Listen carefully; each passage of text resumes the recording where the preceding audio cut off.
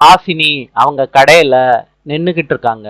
அப்ப கஸ்டமர் ஒருத்தர் சொல்றாரு, நேத்து நான் ஃபோன் பண்ணேன்லம்மா, எனக்கு ஸ்வீட் வேணும்னு. என் பேரு மூர்த்திமா, பக்கத்துல என்னம்மா இருக்கு, என்ன கடையா?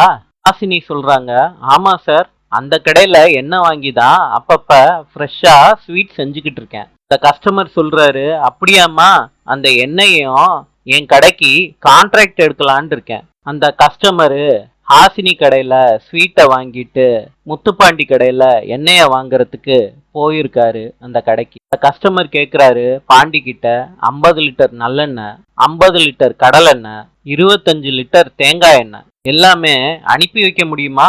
அதுக்கு பாண்டி சொல்றாரு, கண்டிப்பா சார். அந்த கஸ்டமரு அட்வான்ஸ் காசு பாண்டி கிட்ட கொடுக்கறாரு. பாண்டியும் அந்த செக்கை பார்த்துட்டு மலைச்சு போறாரு. பாண்டியோட எதிரி ஜீப்ல இருந்து பாண்டியவே நோட்டமிடுறாரு. நாளை சந்திப்போம்.